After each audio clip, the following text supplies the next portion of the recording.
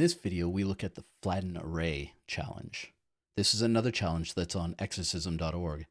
And at its core, it is exactly what's on the tin. So you get an array of arrays or array of content that could have other arrays inside of it. And your goal is to create a flat array where there are no other arrays inside of it. Also no nulls, no undefines.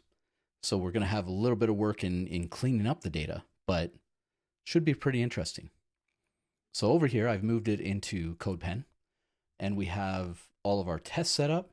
We have our function ready, and we can get this started, okay?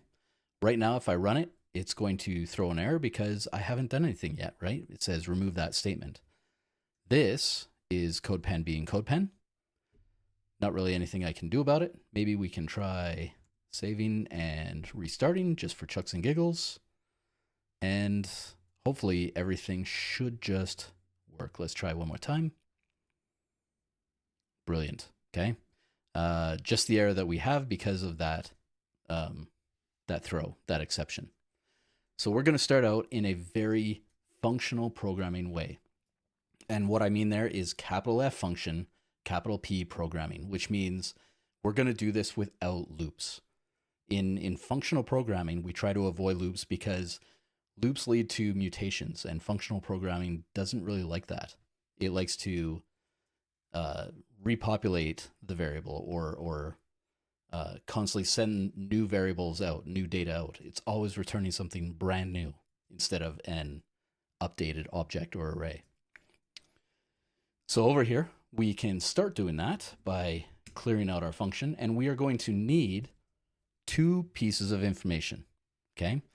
We start with one. So inside of our tests, we pass in a starter array, whatever that looks like, okay? So there's our array.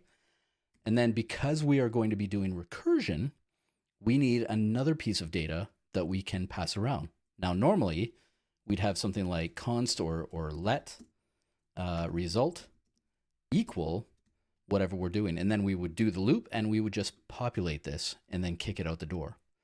Because we're using recursion, this doesn't really work. It would get reset every single time.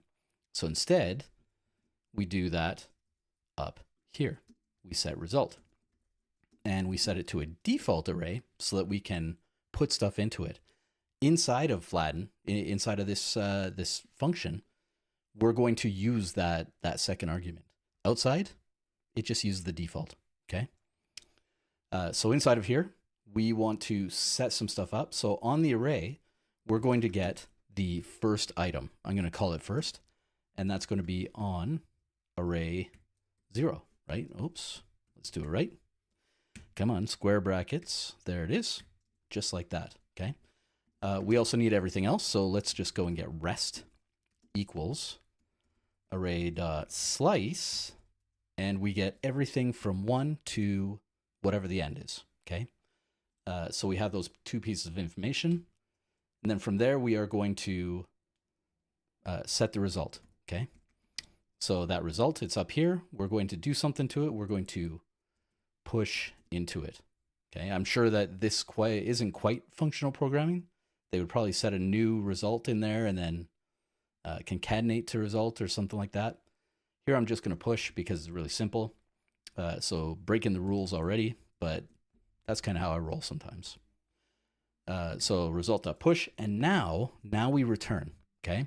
And what we return is flatten with our two pieces of information. So we have the rest, everything in the rest of this array, and also the result, okay?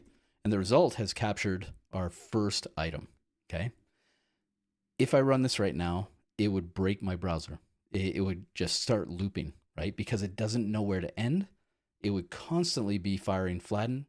We'd have no way of exiting. So we need one little extra piece of information right up at the top just to get this started. We are going to make other changes, but we definitely need this one piece of information which tells it when to stop, okay? So we need a condition. And that condition is going to be based on the array because we keep ripping off the first part, right? We keep shifting that piece off, we're going to do the same here. So, or we're going to check if there's anything left. Sorry, we're going to check if there's anything left. We do that with length, and length will be 0. Okay. If length is 0, then we return the result, which immediately exits everything else. Okay. That will, no matter how deep we are in this recursion, it will chain that all the way back to the top and end the function. Okay. That is our control. Everything else is just to get the party started. Okay. If I clear this out, I run it, we will see a big bloody mess. Okay. In fact, what we'll see is that there's still indented stuff, right? There, or several levels deep in there. Those nulls are still in there. All of our null information. That's a funny one that I didn't show you there right at the start, but the very last test here just tests a series of nulls. Some of them are several levels deep in the array. Some of them are right at the top, but they're all just nulls. In fact, if you look at this, what we're doing is we're just rebuilding the array, right? We have these arrays up here somewhere, right? Maybe let's find this one here, right? This is an array inside of an array, and that is our first failure, right? It's returning an array inside of an array. So effectively what we're doing is we are rebuilding the array that we sent in, which is pretty useless, right? We haven't done anything with these internal arrays. Let's go figure that out right now, okay? So right up here, right below this part, okay, we are going to add a control to check if it's an array. So we need another if, okay? And that if is going to be based on first. We're going to check the constructor on this.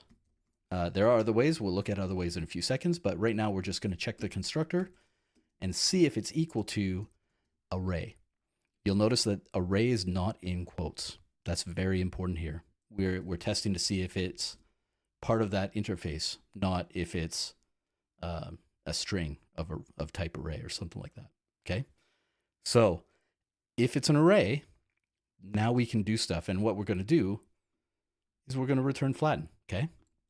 But we have an extra piece in here. What we have is not rest, but first.concat, which is a very old method I found out.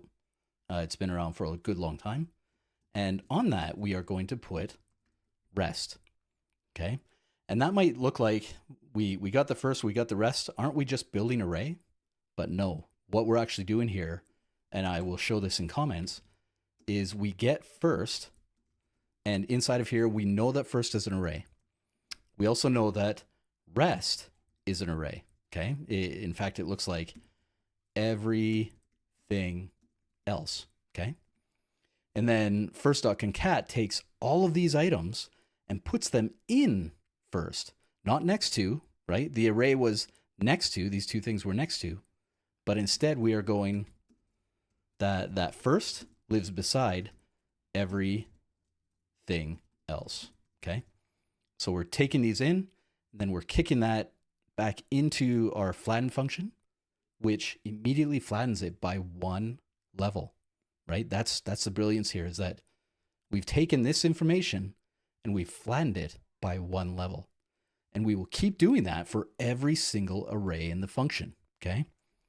So with that, you would think that we were done. Let's go take a look really fast, run it. And we get a whole bunch of red because this is working, but we also get an error in here. There it is again. Undefined is not an object. So that specific one is happening because down here in our tests, if we find one, you'll see undefined. And undefined doesn't really have a constructor because it's undefined. What would it be, right? So when it hits that undefined, it fails. Now we can test for that. We just go first and first.constructor, okay? And what this does is it checks to make sure that it's truthy. It's a truthy value. And then it also checks to make sure that it's of type array, okay? Or it's of constructor array, okay?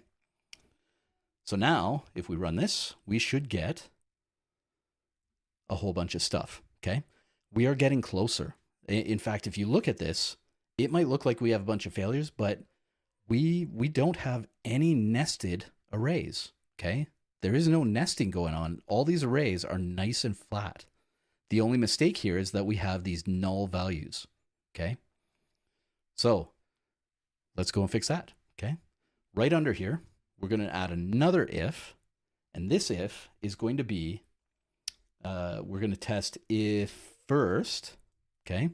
If first is a valid truthy value, or if first, what is it? First equals, sorry, I lost my train of thought there. First equals number, right? If first equals 0. 0 is falsy. So if we only tested for first, this would fail on zeros. We would actually lose all these zeros inside of here. So we need to test for that. So we test if it is falsy, or if it is truthy, or if it's equal to 0. And if we get those, now we can, whoops, not jump to the top. What happened? There it is, right here. Then we can add it to the result. Otherwise, we just skip it, right? At this point, we should have everything we need. We run it, and we get no red, which is excellent. That means that we are passing our tests, okay? So, is this the most efficient way? I don't know, okay? I'm not, I don't do a lot of capital F, capital P functional programming, but for those that do, chime in the comments. Let me know if this is the best way to do it. For now, this is the way that I've done it. We could probably break this into something like a ternary or something like that. But for now, I'm just going to leave it. Instead, we are going to move on, and I'm going to move away from functional programming. So I'm going to go and switch into using a loop, okay? So paste this in. I'm going to comment all of this good stuff. And now, because, again, this result no longer lives in the args, we're just going to keep it down here. So let result equal that array. And at some point, we are going to return that result, okay? Now, the for loop, okay? We let item of, not in, but of array, okay? Very important. This is the mutation, right? We're constantly changing item, and functional programming doesn't like that. Me, I don't mind it. You know, it's I use it a lot, and it works quite well. So I'm going to just use it here. From here, we have a few steps, okay? We obviously want to get some stuff from that array, and we want to test if it is an array, okay? So a lot of this same stuff applies, but I'm just going to type it from scratch. So right here, if, this time it's going to be item.constructor, well, can't type, there we go, just like this, equals array, okay? We're going to test that, and then there's going to be an else, okay? And one of these two things is going to be a concat onto result, okay? So if it's an array, we're going to do some work where we send it back through flatten, and then we're going to concatenate that to the result.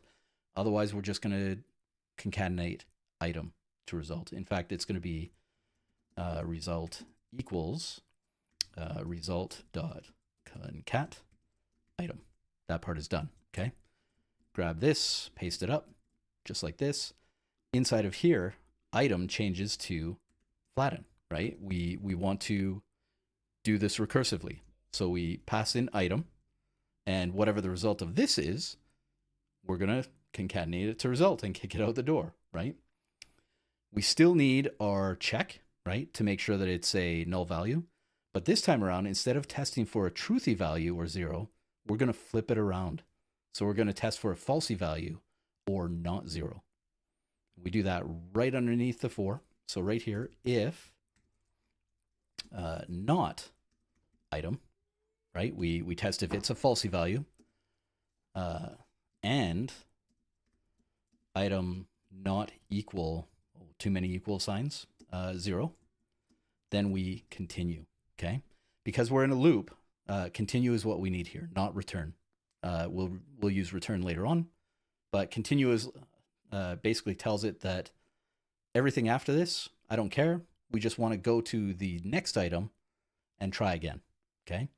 So if it's a falsy value or if it's not 0, we continue. Otherwise, we do the magic here, okay?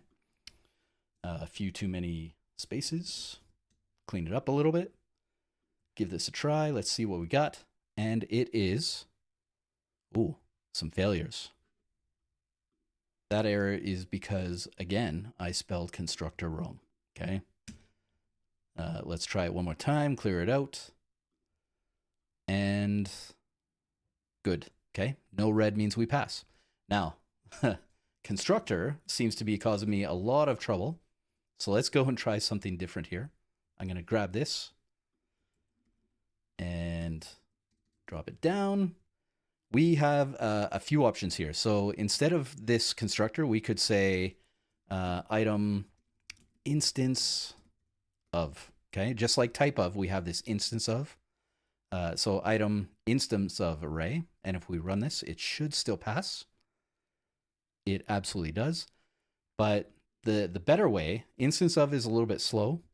So the better way is actually just to change it to the static method of isArray. And we use array.isArray, just like this. Pass in item, run it again, and it should work. It does, okay? So already we're making progress. We are cleaning some things up. We can make this a little bit further by changing this, because we have this, this kind of works, but when you get an if-else like this, it's easier for me, at least, maybe not for you, but for me, it's easier to see it as a ternary, okay? So I go const push value, just like this, equals isArray, we pop that up, question mark. If it is an array, then we flatten the array. Ooh, add a little bit of space, just like that. If it is not array, then we just return item, okay? Now we can grab this result, bring it right up here, but instead of concatenating the item, we do the push val, okay? Everything else goes away. We're already reducing some lines, making it just a little bit cleaner. We can run this, and we should get iteration 13. The red is, again, because of CodePen. Let's try one more time. Excellent. Okay, iteration 14 is good. Now, this is where we start to switch into our higher order functions. So to start, I want to use for each, okay? We can do array.forEach. Whoa. Apparently I really can't type today. That's bumming me out. Here we go. So for each, we get that item. Pretty much everything inside of here is exactly the same, okay? So we're still updating result. We're still doing some stuff, but continue no longer works. We have to change continue to return, okay? Everything else should be the same. We can just hit return. We should get iteration 15. It is good, okay? Let's go further. Whenever I see a for each with a bunch of stuff that's just being pushed into an array like this, I like to change it to a reducer. And the reason for that is the reducer already exists, or the array can already exist as the initial state to the reducer, okay? So right here, we can back this out because it's going to return into result. Change this to reduce. Just like this, it starts with the accumulator, and then right at the end, we get that initial value, which is that empty array that we had up here. Now, we do need to change a few extra things. We always need to return the accumulator. So if this is here, we return accumulator. And right here, this is now return result concatenate, not result, accumulator concatenate. Okay. So all of this should hopefully just work. We're reducing it down. Item 16 is great. A bunch of changes. It's okay. We're going to keep going. Okay. But this is where I like to live, because again, we pass in that initial state, and then we just operate on it. And the final result of all of that looping goes into result, which then gets kicked out the door. Okay. Now, we could take this a step further. Okay. We could just return. Okay. There's no reason to have this return statement. So already making it easier. If we wanted to make it tiny, we could just back out this space, nice and small, right? Run it one more time. Should get iteration 17. It is brilliant. Now, if you've gotten here on your own, whether it's an exorcism or somebody gives this to you as maybe an interview challenge, this feels like a really solid solution, right? You could copy and paste this back into exorcism. It would work. You could complete the challenge. You could get the points. All is good in the world. I want to explore a few extra ways that I found that kind of changed the game on this. Okay. So the first thing I'm going to explore is converting an array to a string, which I don't usually do that much, but it makes for interesting times. So we can get rid of most of this, okay, just like this. And we are going to return array dot to string, okay? There are no arguments in that. We're just going to see where this lines up. We run it, and we get a lot of red. But look at the red that we get. We're getting the double quotes because of how our tests run. We JSON stringify everything, so the double quotes are that. But really, the thing that we're getting is we're getting numbers separated by commas.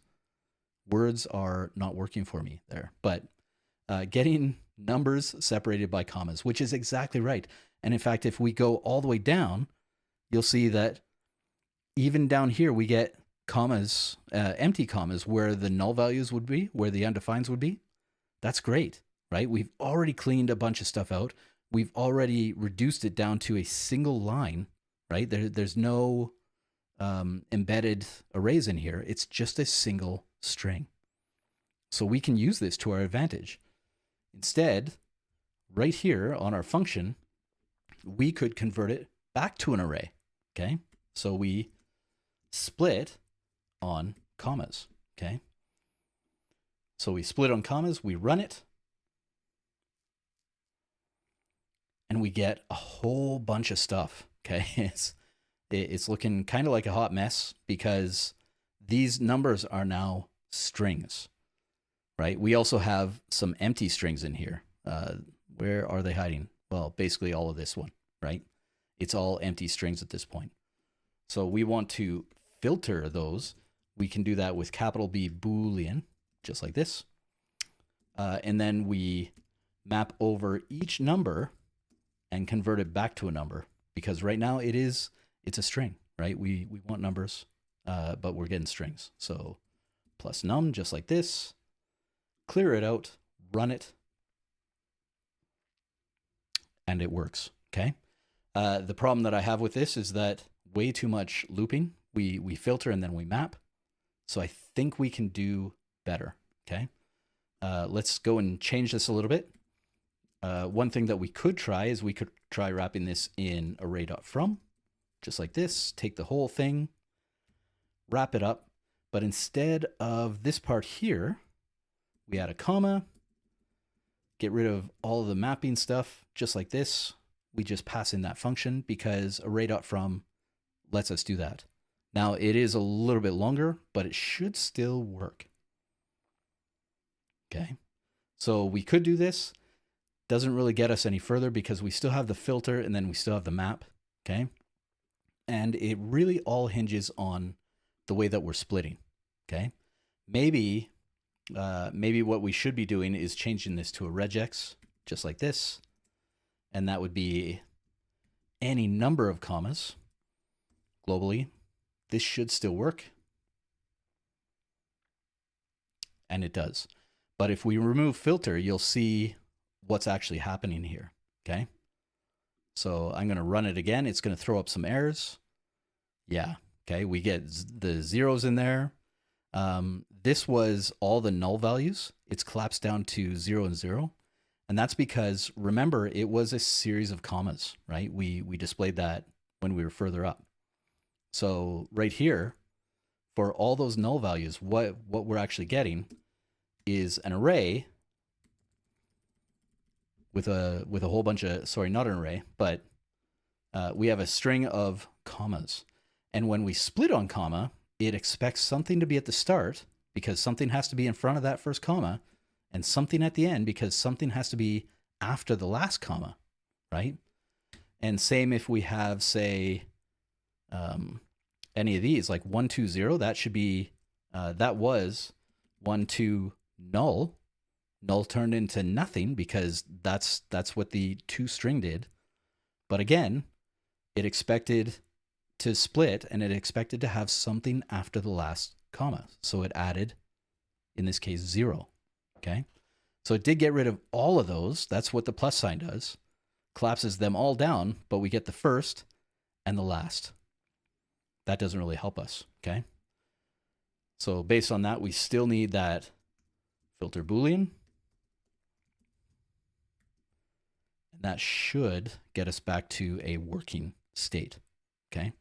But what if instead we took this and instead of splitting, or instead of using split, we used match, okay? So match will return an array of everything that it finds, or it'll return undefined. We'll fix that in a second here. But what if we could just go and get all of the digits, just like this, and we no longer need filter because it's just getting numbers, okay? So we're just getting numbers, which is amazing. We probably don't even, we still need toString, sorry. I was about to go off script there, but we turn it into a string and then we look for all the digits. And then from there, we make sure that they actually go 2 digits because this will return strings, right? We got a string, we're matching on strings, we still get strings, even if it's numbers. So this part we still need, okay? But now, most of it should work. I'm going to tell you right ahead of the game that some of it won't, okay? Requires an object, right? So remember I said, if it can't find anything, it returns undefined. Undefined doesn't do anything for us because we can't map over that.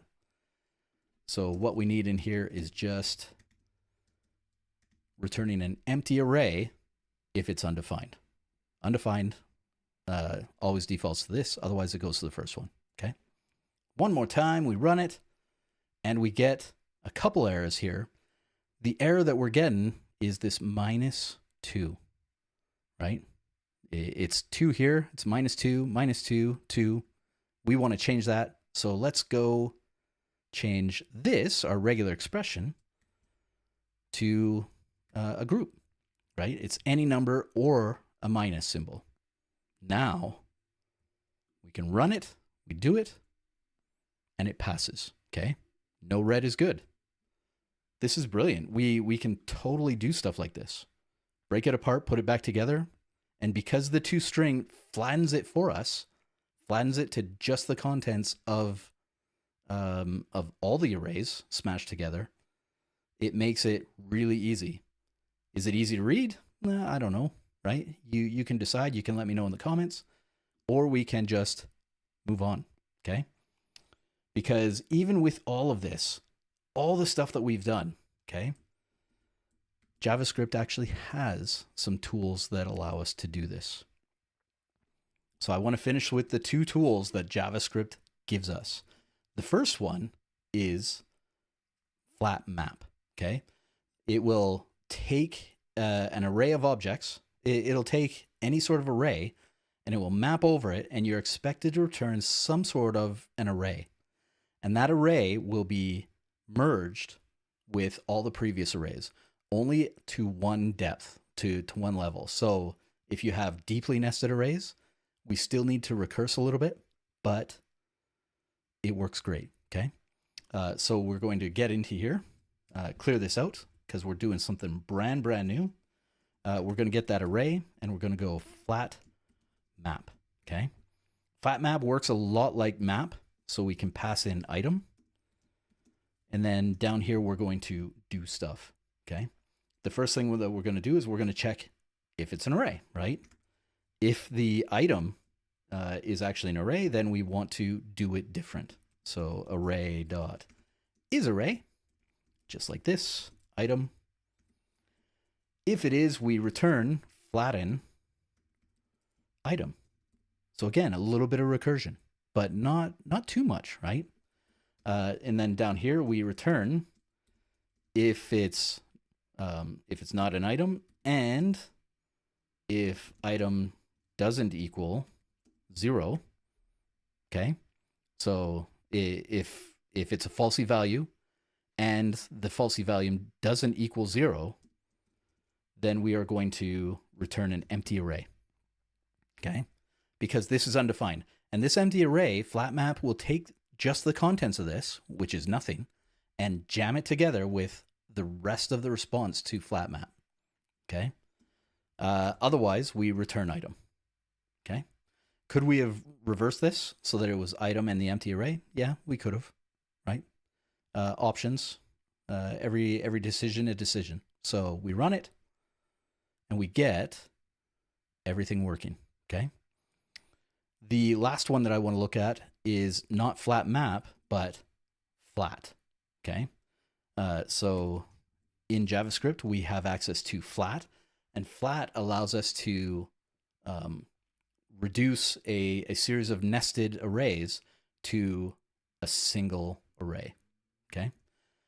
Again, we're going to clean out all of this stuff and flat, and now we pass it the depth. So we could just flatten by 1, we could flatten by 2, we could flatten by 5 or 50 or 1,000. Or in this case, we want to flatten all of them. So we flatten to infinity. Infinity is the magic number, right? What is it? It's infinity, right? It's huge.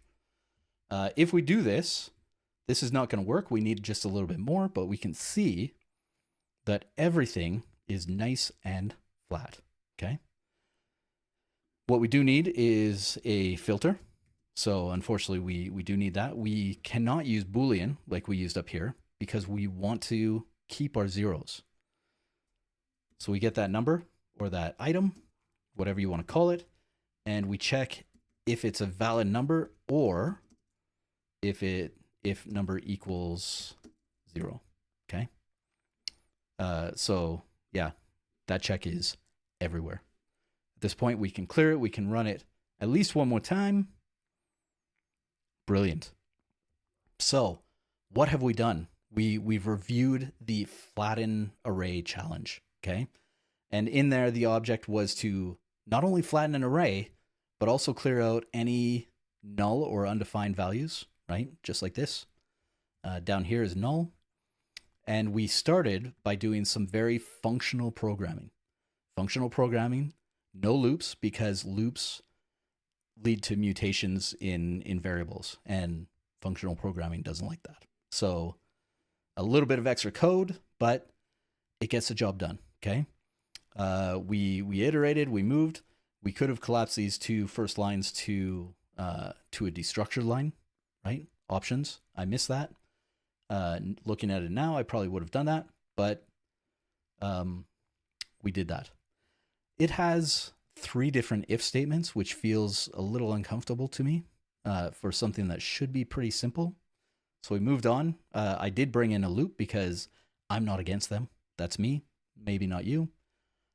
We iterated over it, same sort of thing. If we got those non-values, we skipped them. Otherwise, we did some recursion or just kicked the item out the door, okay? We changed a little bit, looked at instance of instead of constructor, and then settled on isArray, which I think is the fastest of the 3. I might be wrong there. It's definitely faster than instance of. But yeah, we did that, converted it to a ternary because that's a little easier to read for me to understand. I can quickly see what it is, or I can just scan past it, right? The if statement isn't stopping me from moving on as I scan through code. So that was our for loop. Went back to higher order functions with for each. Not much change there, except for the return instead of the continue. Did a little bit more work with reduce because that way we just return directly. We pass in that initial value of an empty array. So we didn't have to create an interim variable, right? In fact, right here in the next one, we got rid of that variable entirely and we just returned directly, right?